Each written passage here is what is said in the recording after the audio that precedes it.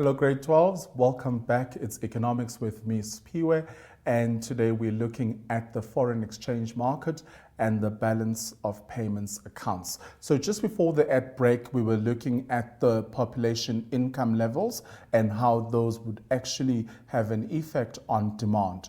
So we said that changes in income cause a change in demand for goods and services. So as a result of that, we're going to have a change in demand as well for goods and services.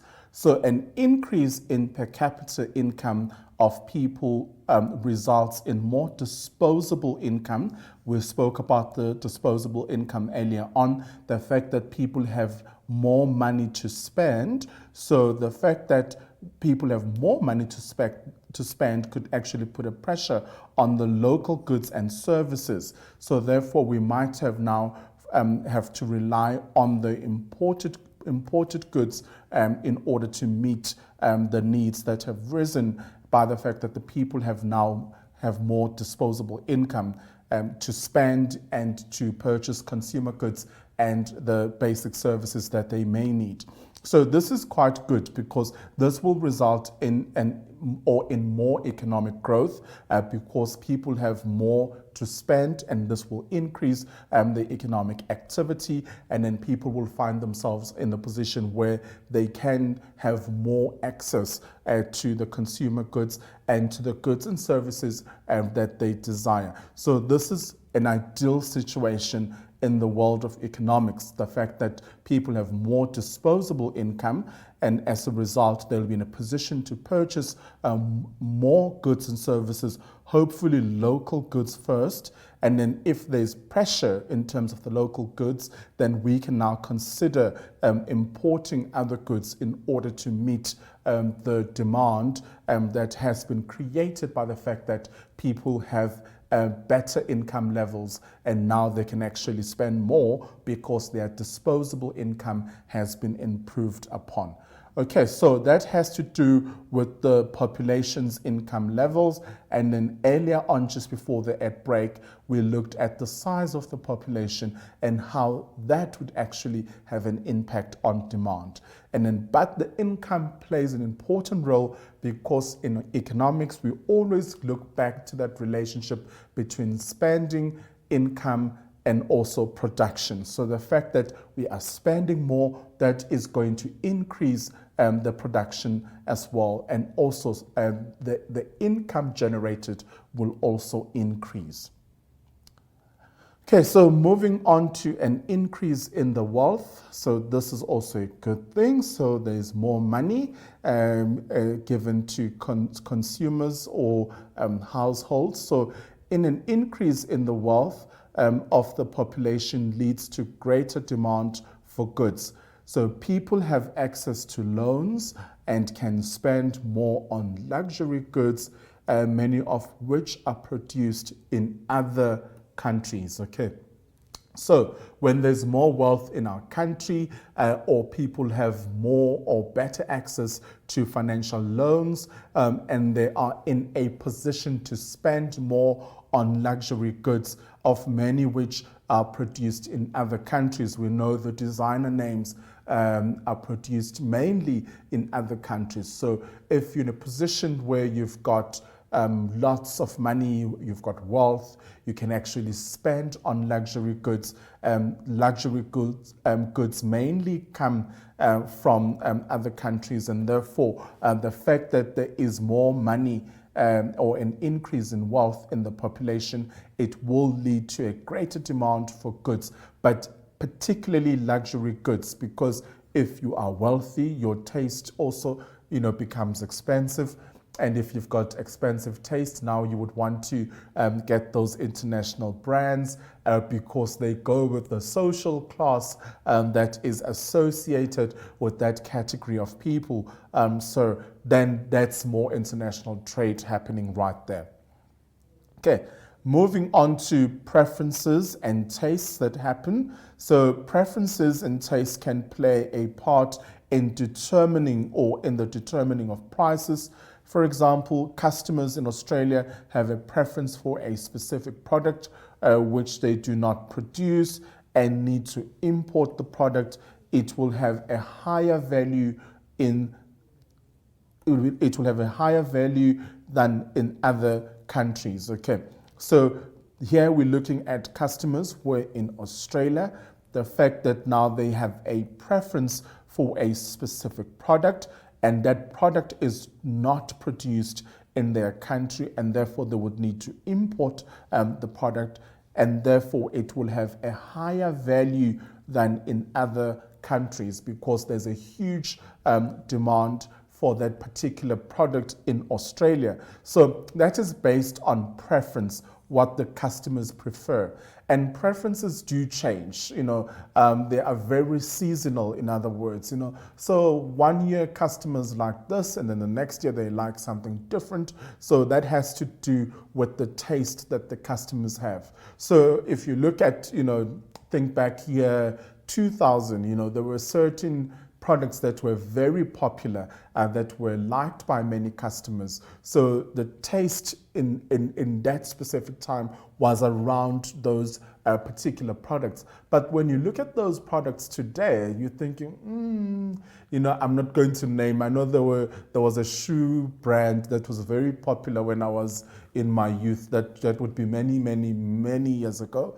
And now I look at that shoe brand, I'm thinking, what were we thinking? Those shoes don't look so cool, but back then because there was a hype around them, and if you are seen wearing those shoes, it was considered to be something that's very cool. So it's important that you look at the preferences and the tastes of the consumers, because that does play an important role when it comes to international trade as well. And if your citizens desire a particular product, then the country has to make sure that they get it for their citizens, and they can make it available so that they can consume that product.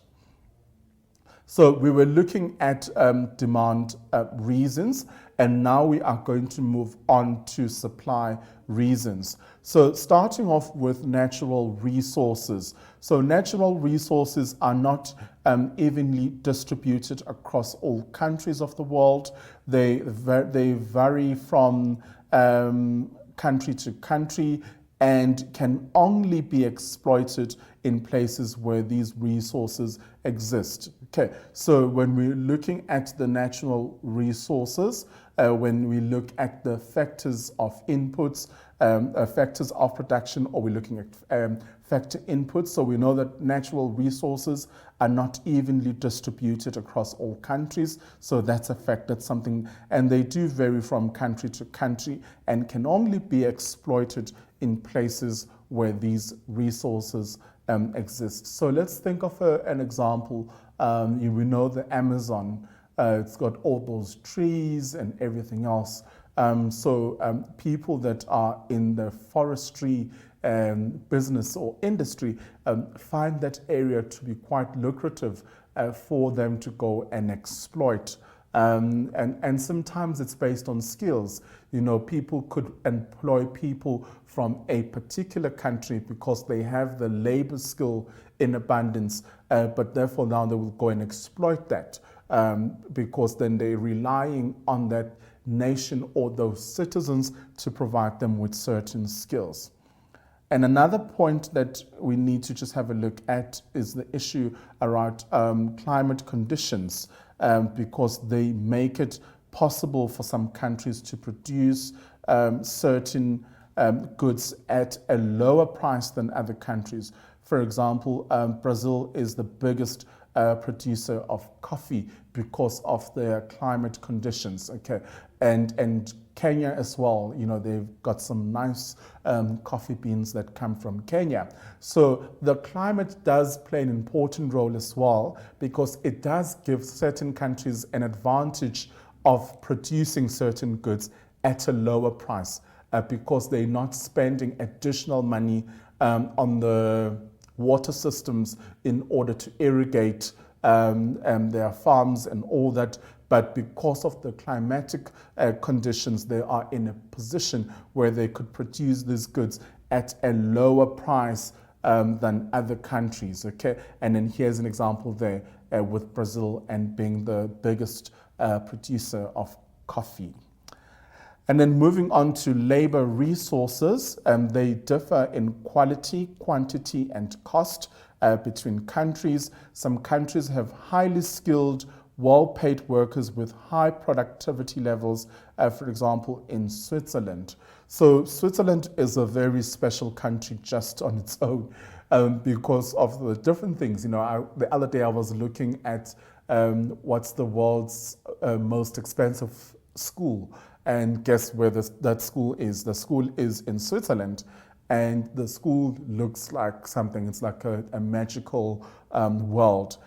So people in that country have a very exclusive lifestyle because people are paid well and they are highly skilled. And also there's high productivity levels in that country. But there's an emphasis on quality because in order for you to be considered the best school in the world, then it means that the quality of education that you are providing in that school is excellent as compared to other schools in other countries. So issues of quality, quantity, and cost between countries play a very important role. And I know in other countries, if you're a school teacher, you get paid lots of money. You know, I just imagine how much the teachers are getting paid in Switzerland. You know, okay, so hint, hint. So those are the things that we need to consider when we are looking at the labor resources. And then we come across the issue of technology. We know that technology plays a very important part in advancing productivity and also in the production process because everything, the equipment and the machinery is now so advanced, and it's all dependent on the technological resources that we have at our disposal. So technological resources are available in some countries that enable them to produce certain goods and services at a low unit cost. For example, Japan. Okay, so we know that the technology in Japan is really advanced. If you even look at their schooling system, they are introducing technology in the younger grades so that the students are well equipped with how to use technology in order to gain that competitive advantage. So technology plays a very important role in manufacturing or producing certain goods and services because that will result in a low unit cost. And Japan is an example of a country that uses technology in order to ensure that they minimize their unit cost. Another important concept that we need to understand is specialization in the production process.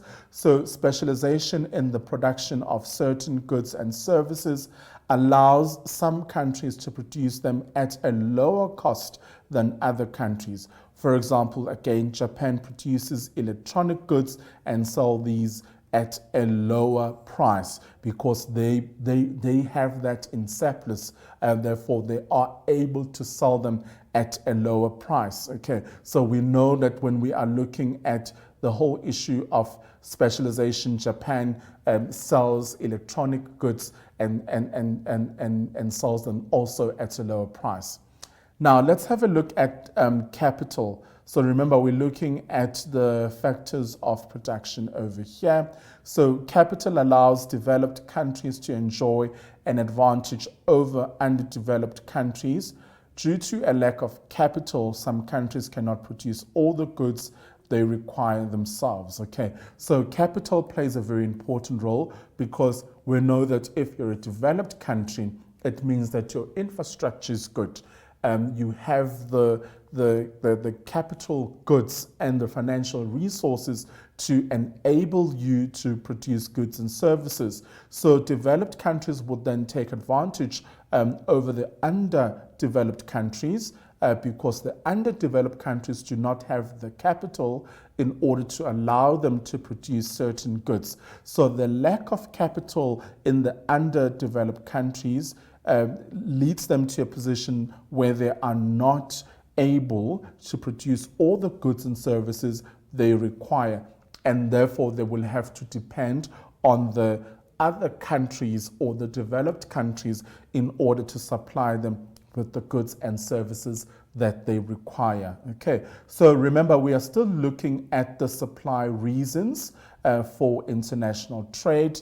Earlier on, we did look at the demand reasons. So I just want to go over the supply reasons once more, so just to ensure, just to make sure that you understand what they are. So we looked at natural resources, and we said we know that these aren't evenly distributed across all countries, and they vary from country to country and can only be exploited in places where these resources exist.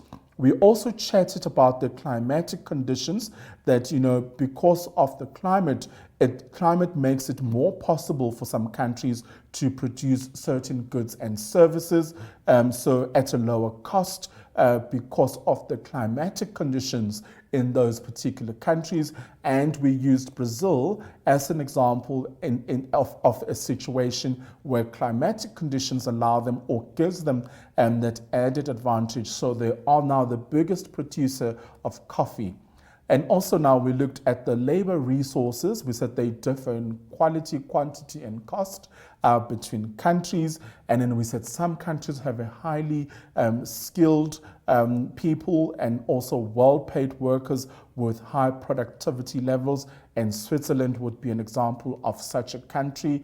And we said technology as well plays an important role because if your technology is advanced, then it will lower the unit cost as well. And then we chatted about specialization as well, because if you specialize, then you're going to end up with the surplus. So Japan specializes in the producing of electronic equipment, and therefore they are able to sell this at a lower price. And then we said capital also plays an important role, because developed countries will then take advantage of the underdeveloped countries, because the developed countries have the capital that allows them to produce certain goods and services and then supply them to the underdeveloped countries, because they don't have the capacity to produce all the goods and services that they require. We're going to take a short break, and then we'll see you right after this. Stay tuned.